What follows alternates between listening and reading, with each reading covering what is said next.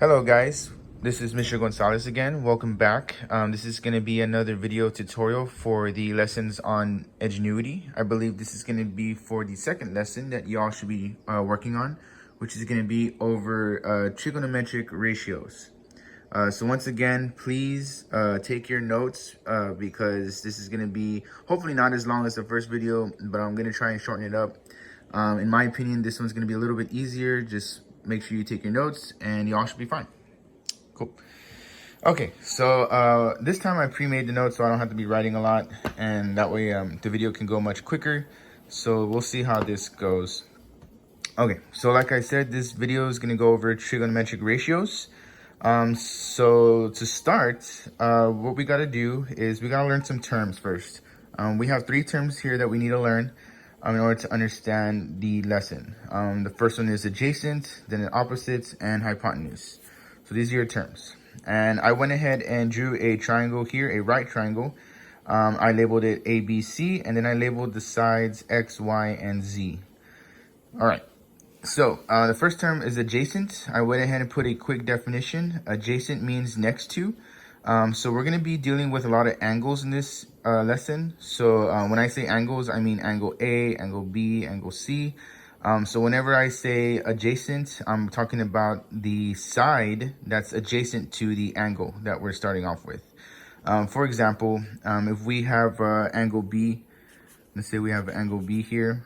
The side that's going to be adjacent to it, we have 2 adjacent sides, 2 sides that are next to angle B, Y, and Z. Hopefully that makes sense. So the next one's going to be opposite, and the term opposite means across from. So if we have our angle B right here, and we're looking for the side that's opposite angle B, then it's going to be the side that's right across from angle B, which would in this case be X. So this is going to be your side opposite of B. And of course, the hypotenuse means the longest side of the triangle. So the hypotenuse is always the same for all, triangles. It's always the longest side. In this case, the longest side is Z. So that takes me back to the first term. And you know how in the first term I said adjacent, there are 2 sides adjacent to angle B. Well, really, there's only one side adjacent to angle B because the other side is going to be your hypotenuse. So that's my first, rule, or my first note that I want you all to take is that, yes, visually there are 2 adjacent sides to one angle, but typically only one of them is going to be used under the term adjacent, whereas the other one in this case is going to be the hypotenuse. So you cannot have 2 adjacent, or you can't label 2 adjacent sides. You would have to label this side the adjacent one and the longest side as the hypotenuse. You cannot label the hypotenuse as an adjacent side. Please make note of that. So just to write it down, we have, we're looking at angle B. So if we're looking for, let's say, the adjacent one, we can say side Y is adjacent to angle B. Then we would have, the next one would be opposite. So then we would have side X is opposite to angle B. And then, of course, the hypotenuse, we could say side Z is the hypotenuse. And I'll just put hype. Cool. Hopefully that makes sense. So we have our adjacent, we have our opposite, and then we have our hypotenuse. So that was for angle B. What if we're looking at this time angle A? What if I were to look at angle A? So this time I'm going to come up here and I'm going to do A as blue. Oh, that's a black one. Sorry. I'm going to do A as black, apparently. So we have angle A. This time, which side would be adjacent to angle A? So I'm going to put angle A up here, angle A. So which side is adjacent to angle A? Well, we know adjacent means next to.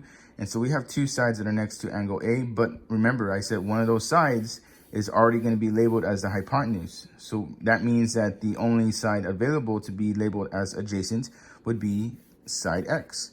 So we would say that side X is adjacent to angle A. All right, it's the first one. And then the second one, we could say that which one is opposite of angle A. So we would say side Y is opposite to angle A. Just like this, side Y is opposite to angle A. And the reason why it's opposite is because side Y is straight across from angle A. Hopefully y'all can see that visually. And then of course, the hypotenuse stays the same. So we could just put side Z is the hypotenuse. Cool.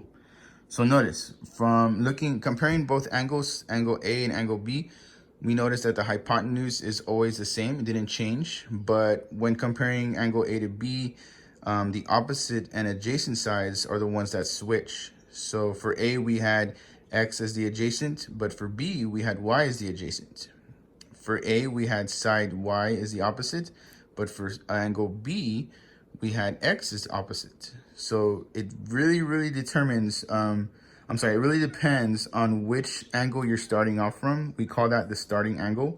And from there, you would try and figure out what the ratios are. So hopefully that made sense, okay? So let's move on. So it really depends where you start. And you'll see some more in the practice. Okay, so takes us to the next part of the lesson. It's called SAHCOHTOA. SAHCOHTOA. Remember this word, guys, SAHCOHTOA. This word's gonna help y'all remember the trigonometric ratios. So I'm gonna explain this real quick because I already wrote it out, and so all I gotta do is explain it. So SAHCOHTOA. So we have a right angle, and I went ahead and we have our starting angle named theta. So I need everyone to make note of this, that whenever I say theta, I mean this guy right here. That means theta. So you're gonna hear me say theta a lot. And that means that the angle that we don't know. Essentially, theta is gonna be like a variable. It's kind of like X, but for angles. So this is gonna be an angle we don't know that we call theta. So our starting angle is theta over here. And I went ahead and labeled everything in accordance to theta. So I labeled the side opposite, and I labeled it O.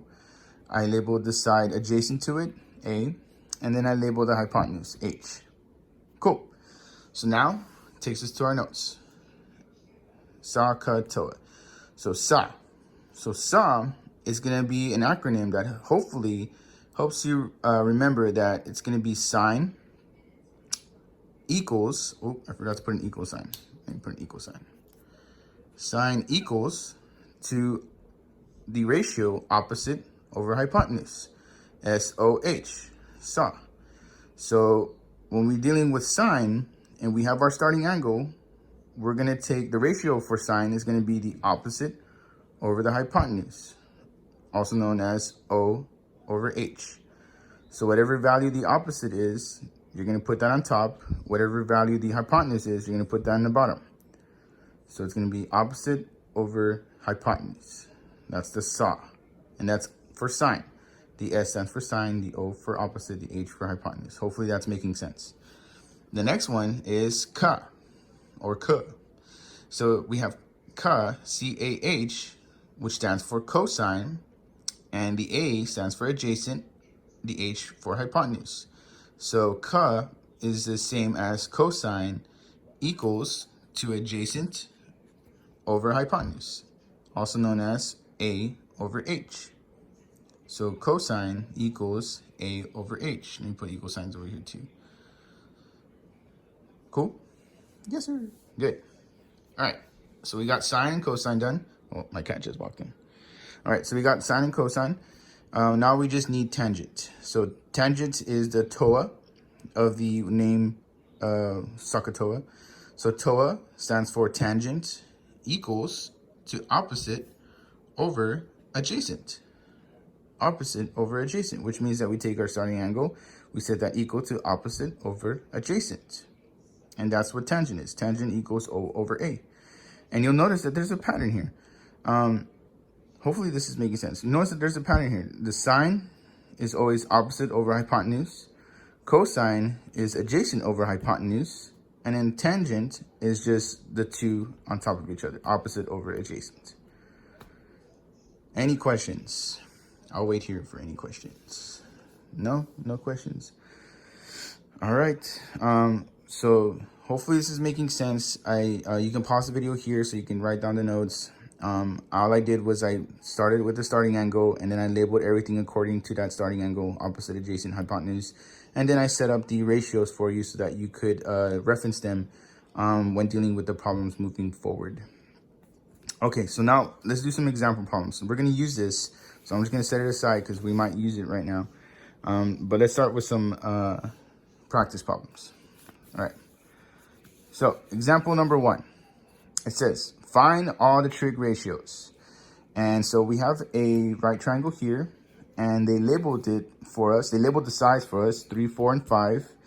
And then they give us 2 angles that they want us to find the trig ratios for. So essentially, we got to find 3 trig ratios for each angle, which means in total we're going to have to find 6 ratios, just depending on which angle we're starting off with. And you'll notice that there are 2 different starting angles. We have starting angle A and starting angle B. So let's start off with A. Okay, so we know that starting angle A I labeled as green. I color-coded these. Hopefully this makes it easier for y'all to see. But I color-coded these so that we could label these according to whatever angle we're starting with. And so angle A is going to be green. So I'm just going to label the sides according to angle A, which is our starting angle. So I start off with the opposite. The opposite's always across from the angle. So this will be our O. And then I'm going to label the adjacent, which is going to be next to it, but is not the hypotenuse. So obviously, number 5 is going to be the hypotenuse. And number 4 is going to be the adjacent. So now we have our O, H, and A, all according to starting angle letter A. Cool. So all we got to do is find the trig ratios. Mind you, there is no math included when finding these ratios. All we got to do is plug in the answers or plug in the numbers to the fractions. So I'm going to put this right here. Hopefully we can see it. Cool. So we're going to start off with sine. Sine of theta for angle A. So angle A. So sine, we said, is going to be O over H, which is opposite over hypotenuse. We come over here, O over H, opposite over hypotenuse. So we have O over H, which equals to 3 over 5. And that's it. Makes sense, right? Cool. No math included. All we're doing is we're building the fractions. Next one, cosine. We said cosine was adjacent over hypotenuse. Come over here, adjacent over hypotenuse. So we know that cosine is A over H, which is the same as 4 over 5. Cool. We're done there. A over H is 4 over 5. Awesome. Last one, tangent. Tangent has to do with opposite over adjacent. Now we come back over here, opposites over adjacent. So we know that tangent is O over A. So that is the same as 3 over 4. Awesome. And by doing that, we found the 3 trigonometric ratios for angle A. Hopefully that made sense. Any questions? But sir, what if we do angle B? Okay, well, if we do angle B, the letters are going to change because the opposite for angle A is not going to be the same as the opposite for angle B. So we need to kind of re-evaluate this triangle, this right triangle, so that we are using the starting angle B this time. So what I'm going to do is I did angle B in blue.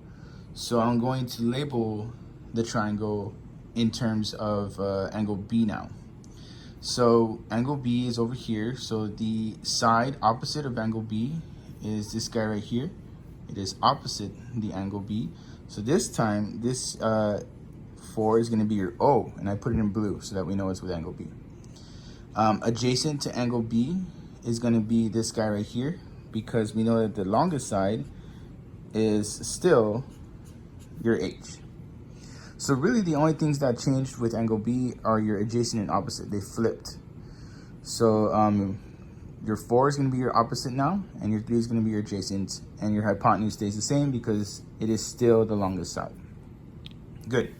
So now we come back over here, and we're going to use our ratios to find what the numerical fractions are. So we have sine. Sine we know to be opposite over hypotenuse. So we know opposite, which is going to be 4 over hypotenuse 5, this guy. So it'll be 4 over 5. Cool. Cosine. Cosine is going to be adjacent over hypotenuse. So we come over here, adjacent over hypotenuse, and that's going to be, adjacent is 3 and hypotenuse is 5. So 3 over 5. Awesome. Last but not least is tangent, which is opposite over adjacent. So tangent over here, we have opposite over adjacent, which is going to be the same as opposite is 4, adjacent is 3. So 4 over 3. And that is it, my friends. Cool. All right, so what we did there was we found the trigonometric ratios for 2 different angles, and I color-coded them green and blue so that you can see the difference. Any questions? I will hold for a few seconds for questions. There are none. Good. Moving on. So this is going to be, for example, number 2. So let's say, example number 2. Let's say they give us a right triangle, but this time they don't give us all 3 sides. They only give us 2 sides, but they give us a ratio already. It's given to us that the sine of angle D is going to be 24 over 25. And they want us to find the other 2 trig ratios. All right. Well, this isn't as difficult as it seems to be because of what they give us. They gave us a lot of information actually with this statement right here. So what does this mean? Well, it says we know first off that sine of D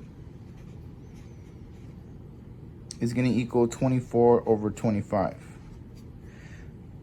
So in order to use this information, you have to know what the ratio for sine is. So we know that the ratio for sine is opposite over hypotenuse. So I'm just going to put that next to it because we know that this ratio for sine is opposite over hypotenuse.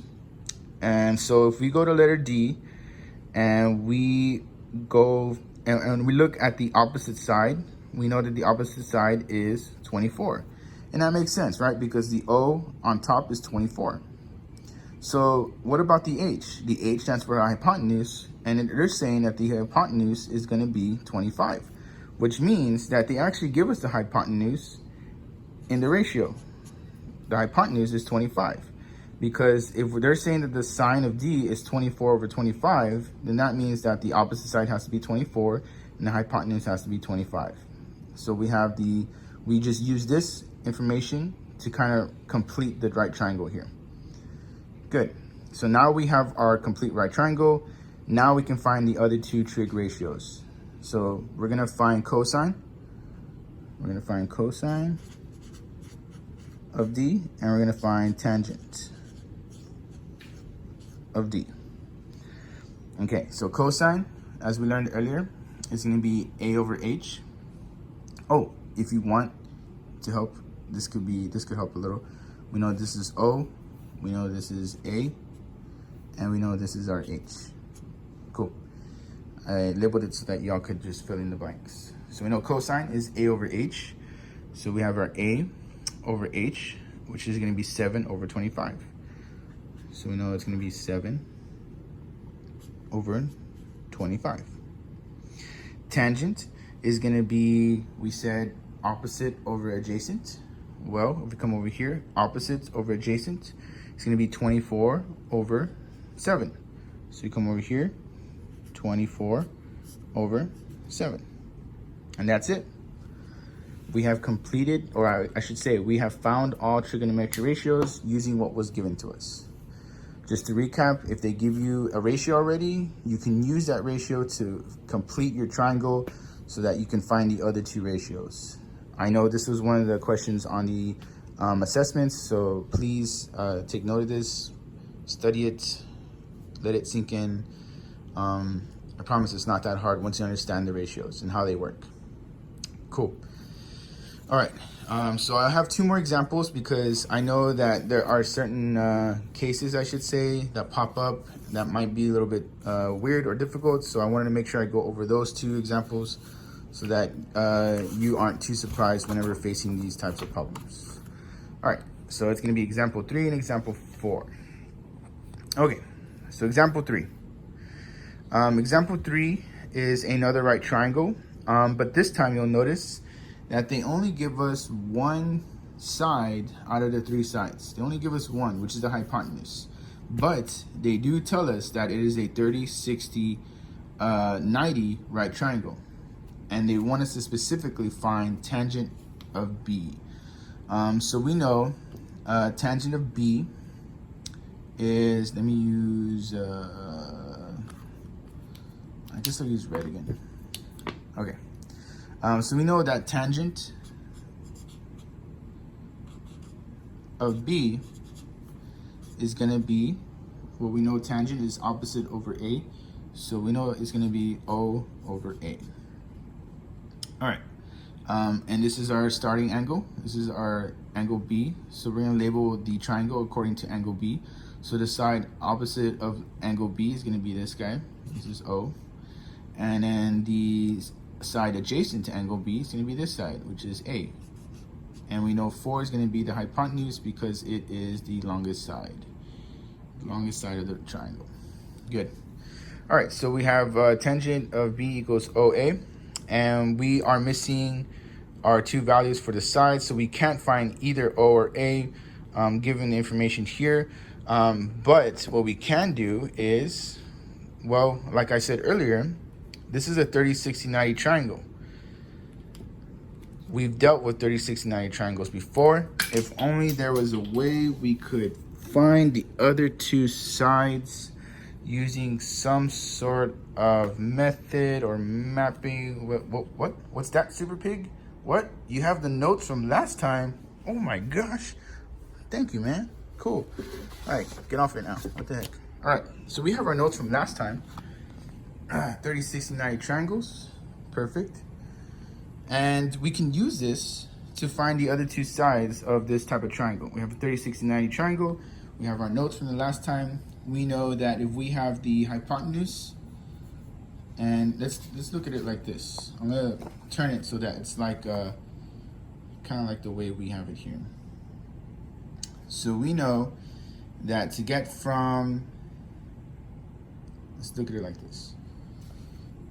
If we wanted to get from the hypotenuse to the smaller leg, we would have to divide by 2. If we're going from the hypotenuse back to the smaller leg, we would divide by 2.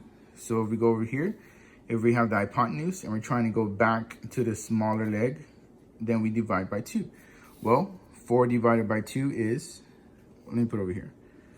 4 divided by 2 is 2. So that means that this small side right here is going to be 2. And I'll put the O in parentheses. That way we know it's an O. Cool. And then if we look back at our notes, if we're trying to go from the smaller side to the larger side, we multiply by square root of 3, which means that this guy over here is going to be, over here. This guy over here is going to be 2 times the square root of 3, which is going to be 2 square root of 3. So I'll put 2 square root of 3 up here. So we use the map from the first lesson to fill out the triangle in our second lesson. So remember, it's always good to have your notes around because they might help you in future lessons.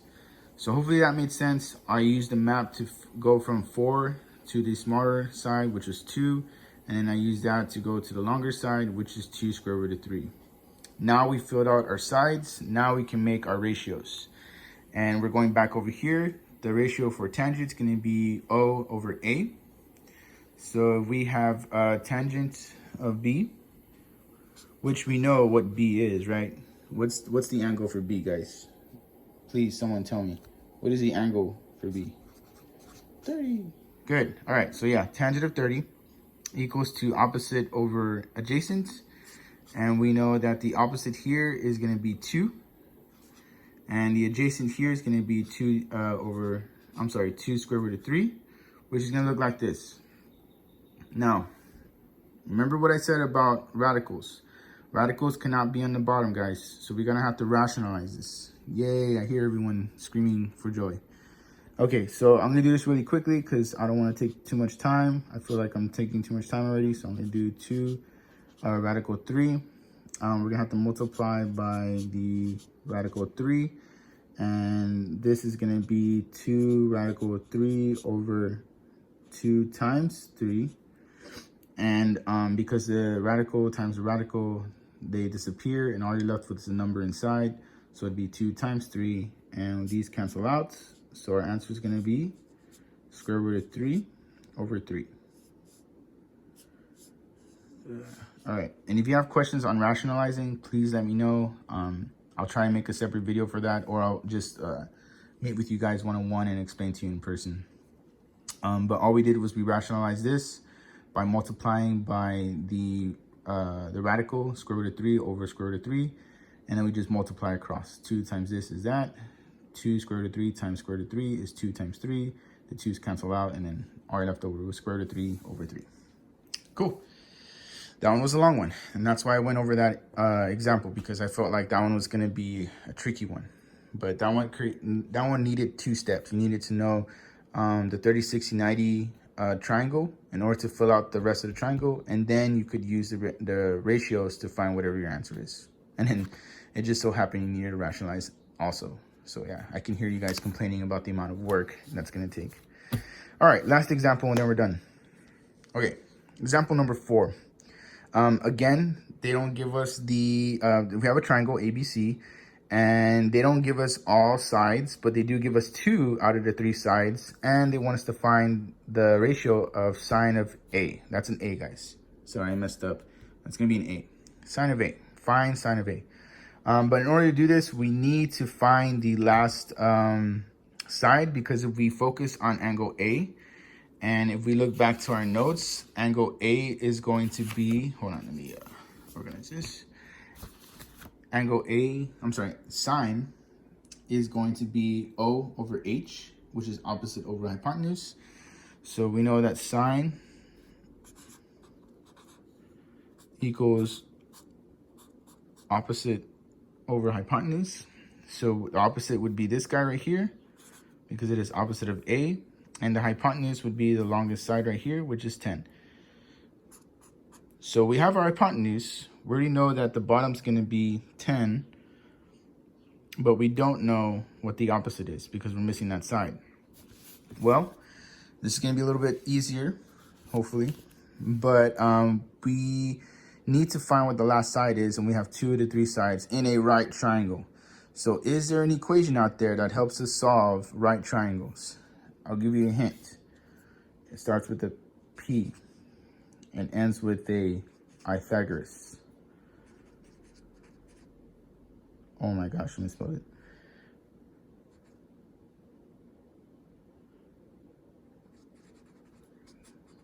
it. Pythagorean theorem, which is going to be A squared plus B squared equals C squared. All right. Where C squared is always the longest side. All right, so I'm going to do this over here. We have our A squared.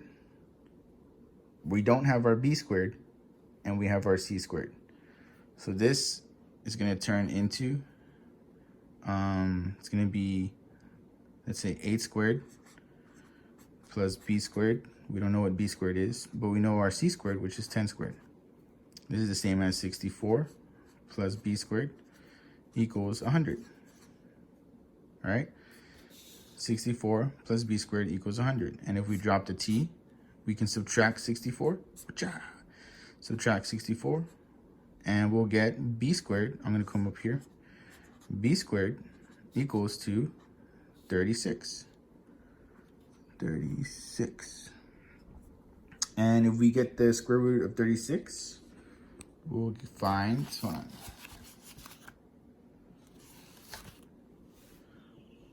If we get the square root of 36, we'll find that B equals to 6. Cool. So we found our B, which is going to be O. this guy over here is going to be 6. And the O is in parentheses, so you don't get confused. So we used the Pythagorean theorem so that we could find what the last side was. We didn't have to deal with the 30, 60, 90. The reason why we couldn't do this one is because they don't tell us that it's 30, 60, 90. They just tell us that it's a right triangle. And to find the last side of a right triangle, you have to use the Pythagorean theorem, all right? And so we used the Pythagorean theorem. We found what the last side is. Now we can fill in this ratio. We know that this ratio is opposite over hypotenuse, which means it's going to be 6 over 10. But that can reduce to 3 over 5. And that's our final answer, guys. Okay. So, hopefully this made sense. These were the 4 examples that I wanted to go over, as well as the notes that I wanted to go over. Please make sure you take a copy of these notes because these are going to help you out a lot.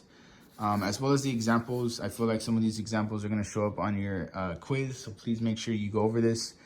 And y'all should be fine, honestly. I think once you understand the ratios, y'all will be fine.